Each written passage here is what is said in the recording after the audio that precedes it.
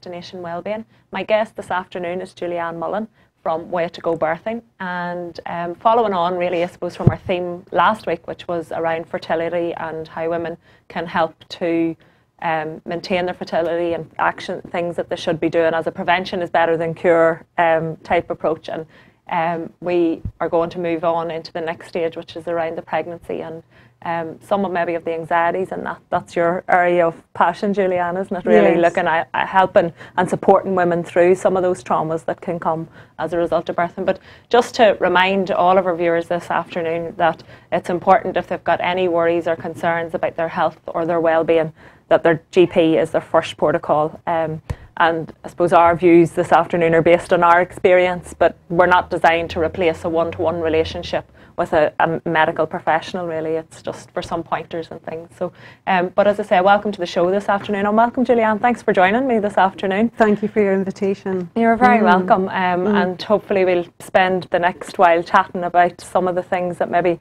are concerning women out there. But as I say, your passion is supporting women through some of those anxieties or worries that they may have. And if you just introduce yourself to our viewers this afternoon and tell me a wee bit more about how you actually go about doing that, because there's loads of ways that women can be supported, but yours is a very unique and quite a special way from what I've heard and from even chatting to you myself, how we feel about that. So it should be, if you tell me a wee bit more just about that approach. About the approach. If I tell you first, I could describe myself as being an energy psychologist. Okay.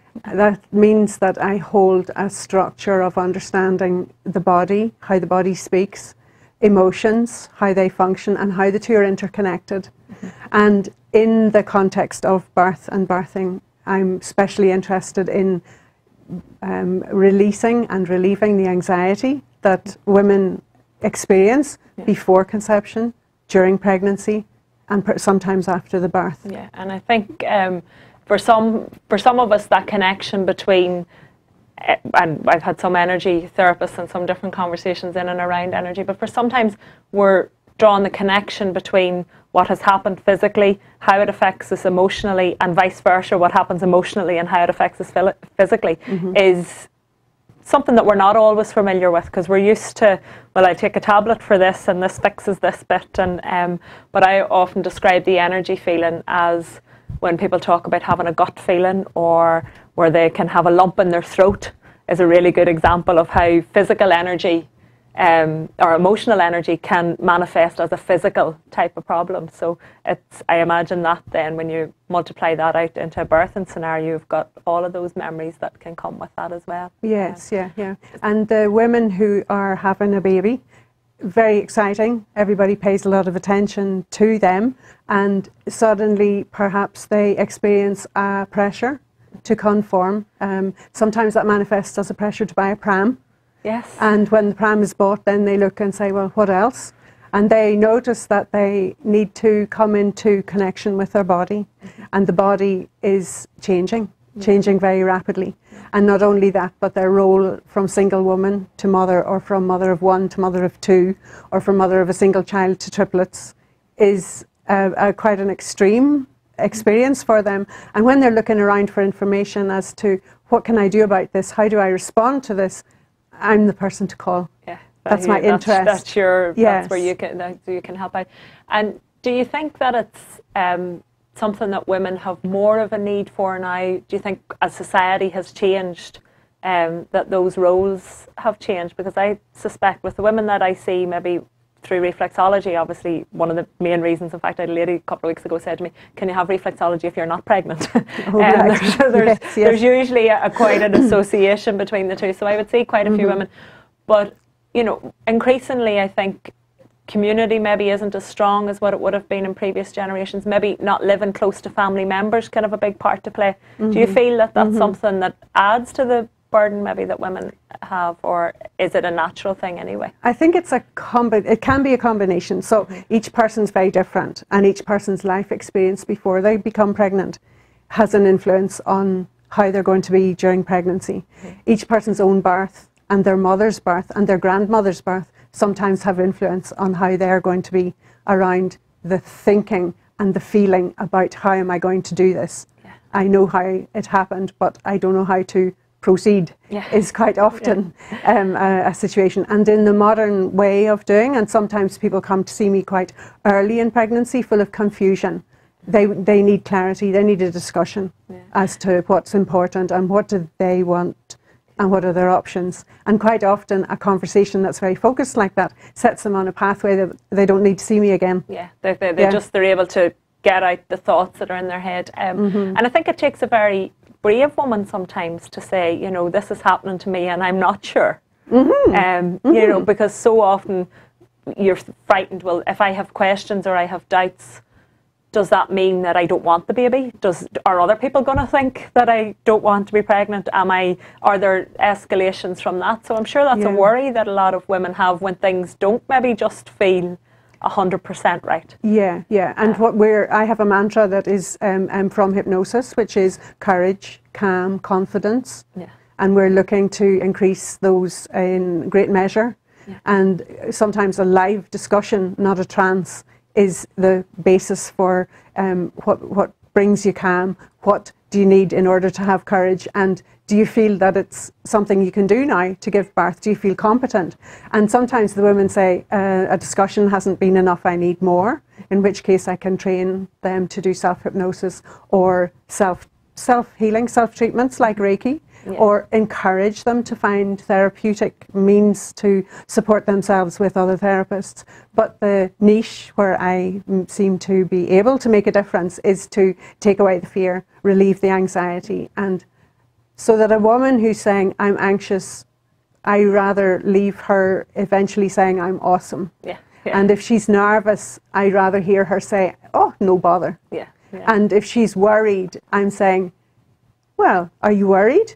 And they say, worried about what? Brilliant. And that's such an empowering place, because we know that problems arise when the body's under stress and when our mind is under pressure, that leads to the problems that we're trying to avoid in the first place. It's a bit of a... So a relaxed body is obviously, and a relaxed mind is obviously a much healthier birth and experience then for the woman, because she's gone in feeling empowered, feeling strong, and feeling secure in herself and her body. And my own experience was something of a desperate fear early on in life. How would I ever have children? And in leaving the country, going 6,000 miles away, creating the environment of trust, safety, and taking all precautions, I was able to create a home birth scenario that suited me enormously. And a bit of a wimp as I am when it comes to pain management or whatever, I found I was able to deliver my babies both very successfully without that kind of support. And afterwards I realised that I was doing self-hypnosis. I was counting the tiles on the wall. I was breathing and listening. I was focused inside, and I had people outside and giving encouragement, but not distracting me from the job of cooperating with my body. And this is what I share now with women. If I can do it, you can. It's a very passionate, you know, it's a very empowering story to take from, you know, from a very fear-based thought that even began, how can I even have children? How could I even be a mother? Because a lot of people come from the position, oh that'll happen, and it's not until they happen that the fears kick in, but for you to have had the fears even before that, but to be able to move through. And I think one of the important points that you mentioned there is having the right support around as well. Yes, extremely good support. And I see partners, I see husbands alongside the women. Whoever's going to be the birth partner will also sometimes have, what will I do, how will I be, how will I hold this baby? I remember one man saying, how will I hold this little small child? I said, well, look at the size of your hands. He's got these big rugby hands, and I said, you think you can hold a baby like handy with both hands? And he said, oh yes, maybe. And that for him was his success moment in the conversation. Because I think men do have, you know, they often get forgotten in the birthing story. And they're sort of left as a by the way, and they take a lot of abuse and that through it as well. Because again, from stories that I've, you know, obviously heard from friends and different, you know, the man's there, or the partner's there, and it's like, this is your fault, why did you, you know, and that's all in the heat of the moment stuff. And they've got their own fears around watching somebody who, they maybe care greatly for, or you hope they care greatly for at that point, but Yeah. who is in a position where they can't do the birth for them, but they can be, if they're in their right place and they're right, feeling okay and they've no fear, then they can be very supportive. Yes. Whereas on the other side, if they've got the fears, then they can be more of a hindrance than a help. Yeah. Yes, yeah. So it's all yeah. about empowering the people, as you say, that are around the woman to support. Yes, to support the woman, and that begins with the woman herself. Yes, and making it possible for her to learn skills and tips and techniques that are really valid and clinically proven and successful and adaptable to any circumstance.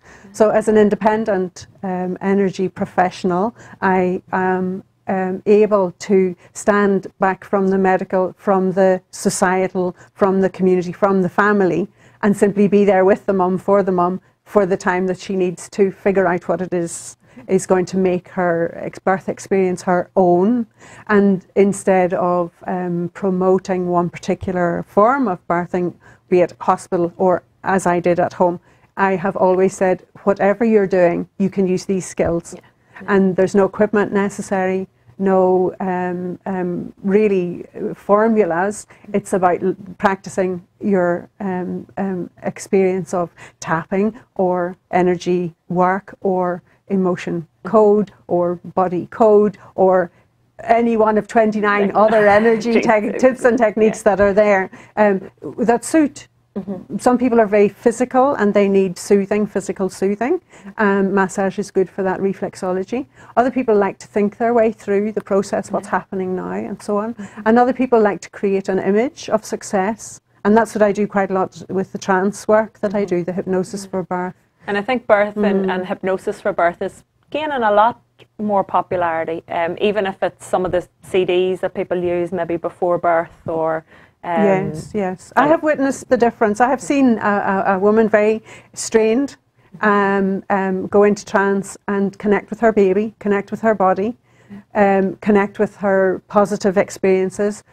She will use those later. And sometimes, a few times, people have phoned afterwards and said, you know, the baby was lying transverse and it flipped a few days later. And I'm thinking, that wasn't her or me, it was her allowing the situation of relaxation to create a little more space for the baby to move. Yeah. I'm very simple that way. Yeah, and a relaxed body, as I said, it all has space then, doesn't it? Whenever if we're stressed and everything's tight, then there's no space for anything. But as the body opens up and relaxes, it begins to allow that to happen. There's more likelihood of intervention when there's tension. So if I look at being going to the dentist because I need a filling, it's very different than going to the dentist for checkups regularly to make sure no cavities have begun. So I'm doing the same with the women. I'm giving them relaxation as an option from an early stage. And the studies have shown that when people have a hard time in early life, they may not be able to respond as resourcefully. If we talk about that and do some of the energy work before the baby's born, the tension goes, it's dissipated, it's gone, and they are saying, I think I can do this. Yeah. And I think, and I think that's one of the big things is that, as we mentioned, you know, sometimes women have the fear, but there's an equally big fear around vocalising it and actually saying it out loud. But as you say, to have a supportive, independent person there who is there to help you process through that and to allow you to verbalise maybe what your fears are, or to help you tap into some of the subconscious. Because I think sometimes with fears, we're not always even aware that we have the fears ourselves. It's a process of being able to relax into the body and to just see what might be going on a deeper level and how am I feeling. And then I know some of the work you also do then is post-birth as well. So it's in preparation for birth is one bit of it, but afterwards then as well, women I think increase in, or maybe it's just that I'm becoming increasingly aware of that need, that women need support. They need time, they need space with their baby, but they also need to be supported through that post-birth stage. Yes, they do. Yes, they do. Women I have worked with sometimes say it was a marvellous birth. I'm now focusing on taking care of myself. I don't know how to do that. I know how to take care of the baby, but I'm looking to a good relationship with my partner. I'm looking to be caring for myself, and I'm not sure that it's okay to do that. Yeah. So reassurance is very often part of the key.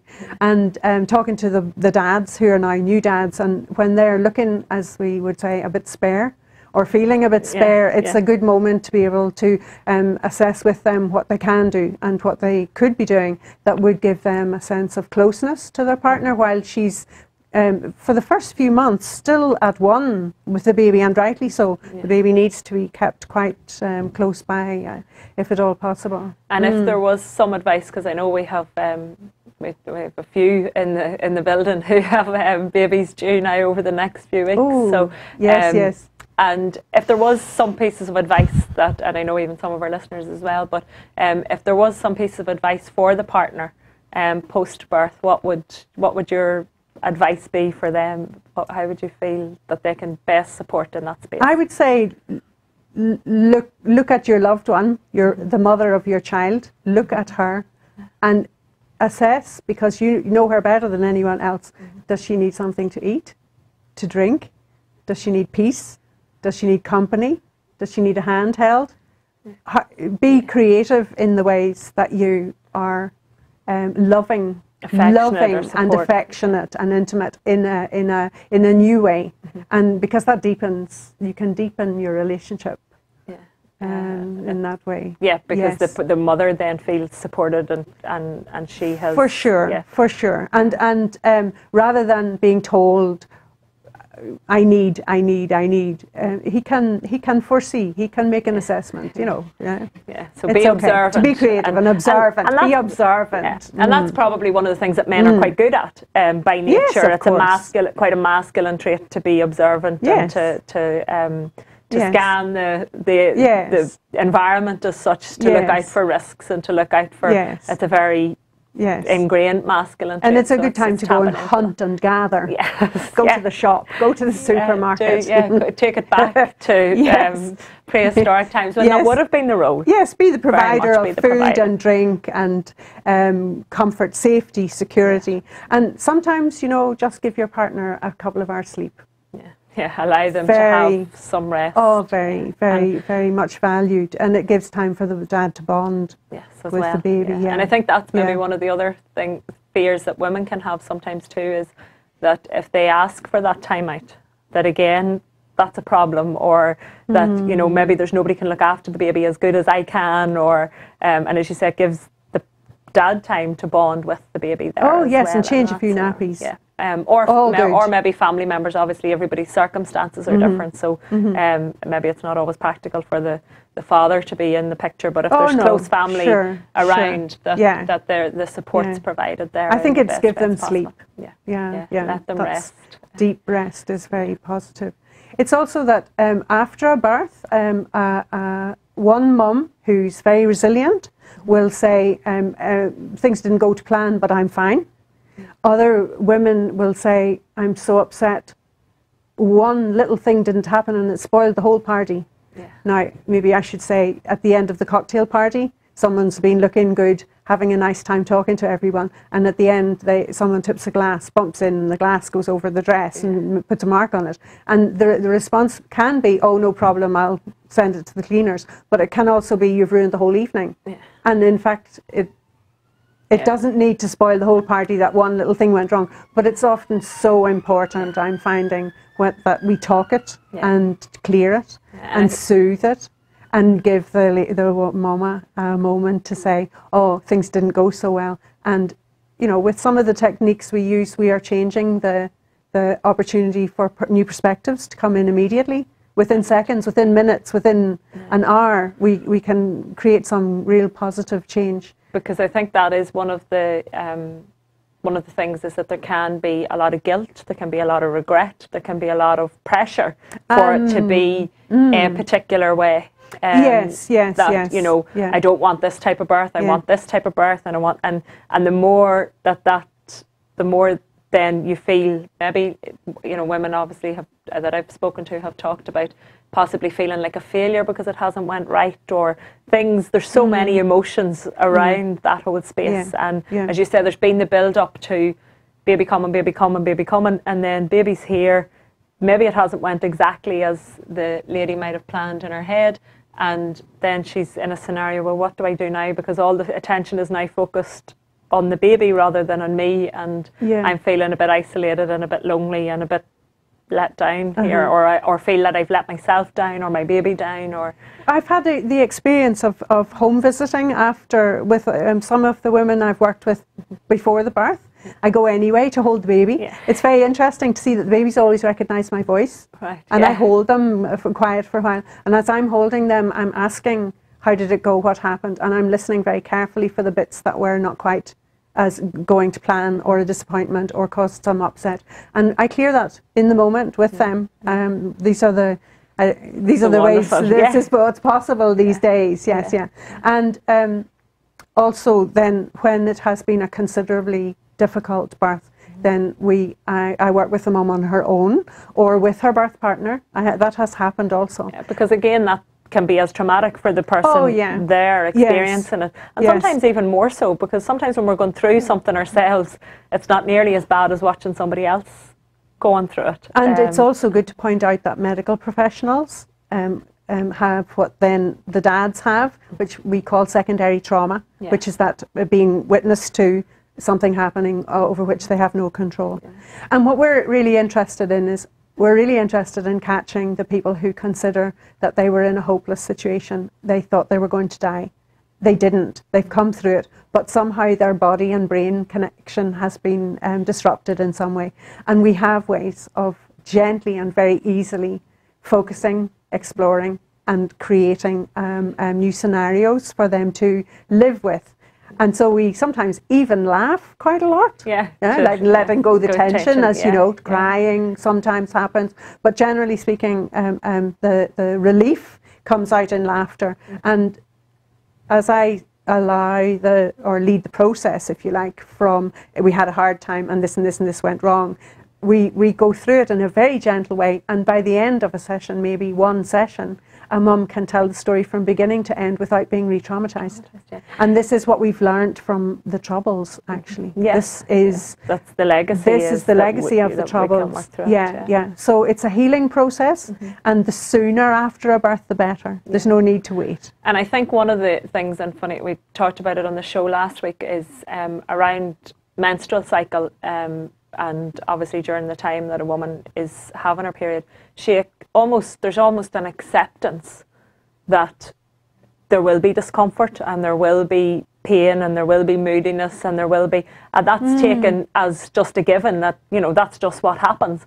And there will be ibuprofen. And there will be, or there will be, you know, whereas I think the important part for women to remember is that that's not how it should be. Yes, okay, you might need to rest and you should maybe take things a bit easier and things like that and support yourself, but it doesn't have to be. There is a certain, I think, in the society that we live in, an acceptance that it is a time of discomfort and pain and anxiety that one woman goes through, but it's a time of great creativity. It's a time of looking inwards. It's a time of self-care. And if girls start really young to appreciate the cycle of the moon, the new, the coming to fullness, the creativity, the expansion, and then a week of rest and looking inwards before the next cycle starts. It's something to play with. Definitely. And to be celebrated, I think. Oh, definitely. But I think...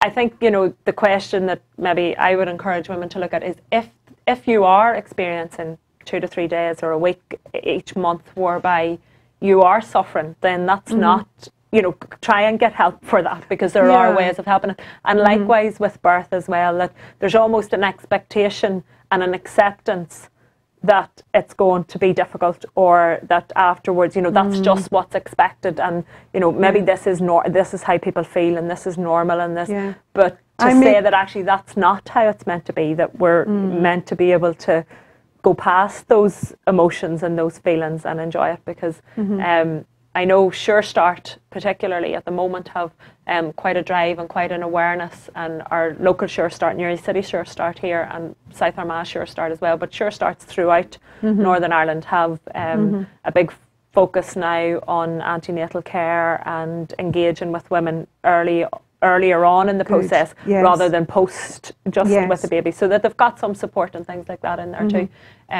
And I would certainly advise women to engage with those services for that group support. And well, a lot of that support is the communication with community. Yeah. It's the community of others doing the same thing at the same time. Time as you, yeah. And if you want to go to swimming lessons, you go to a swimming pool. You're going to meet other mums and people who are also thinking swimming's really good. What I would like to say also, as I consider how important it is, some people, the birth doesn't go well, the baby doesn't survive. Yes. And I would like to say that I do support and work with the Molly and Maya Foundation, who support women who've lost babies early. And that can be through miscarriage or a stillbirth or a difficult birth. And we're working together to create a publication that will make some of these things spoken. And I think they've set a standard now for, let's bring into the open what is important to a woman to make her feel it went wrong, but I can do different things now. I understand things now. My values are more solid in terms of family relationships and community support, and move on, not forgetting, in fact remembering, but remembering with pride and joy. Because that is, there's still that, I suppose, that taboo really that is there, that it's not spoken about. And I have met through my 20 years working with, in general practice, with people of all ages and stages, from 0 to 89, I think.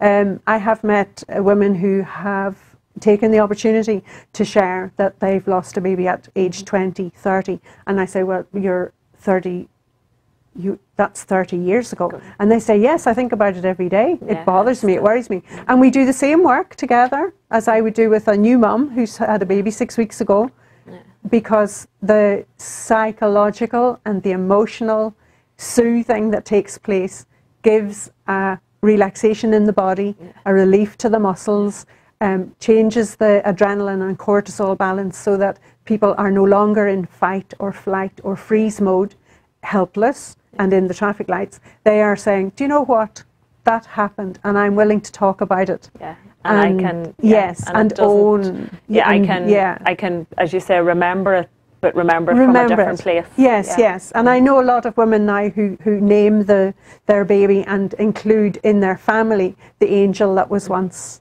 with us for however short a time. And it is such a learning and a model for the little children in the family that they too may have sensed a loss themselves, and if it wasn't spoken, they're left with it, wondering what do I do with this.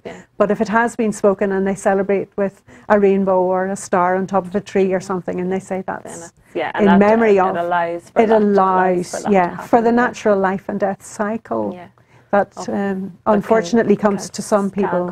And I suppose that's the important point to remember, is that whilst the vast majority of births go okay and go well, and everything goes according to plan, and everything works good, that there is the other side to that as well. Well, thank you very much for your time this afternoon, Julianne, and for sharing some of your wisdom and your thoughts. And thank you. I know we have Julianne's contact details on the screen there at the moment. And they've obviously been on with your name and that as the show has went on. And if anybody wishes to contact Julianne for more information, or possibly even, I know you embrace the World Wide Web a lot. So it's not just local people that can access you do Skype, and I work worldwide I have a community of professional support, and I work with people worldwide. But I can see people one-to-one in Belfast and in Newry and in Annalong. And I can extend my reach from there with instant messaging, text, Gmail, anything to suit the busy lifestyle, to suit the women. And that's the important, I suppose, is the people are at the heart of what you do, the individuals involved. And a brief solution. I'm quite often a brief solution. I think that's what a lot of people are looking for, really, is almost an instant way of changing things and bringing about different things. And as you say, I know whenever we spoke as well, one of the things that's important to me is signposting.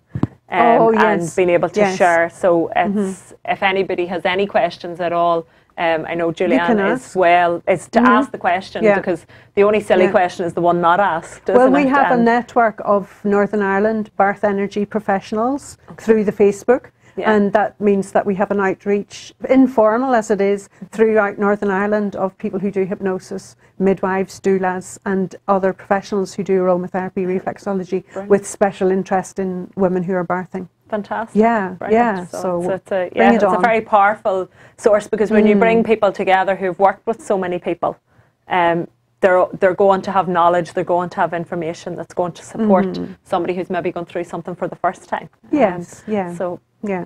Well, thank you very much to all of our guests for listening in this afternoon as well. And we know that Destination Wellbeing is available back on demand also, so it's not just our live audience that's watching in, it's also people that'll click in.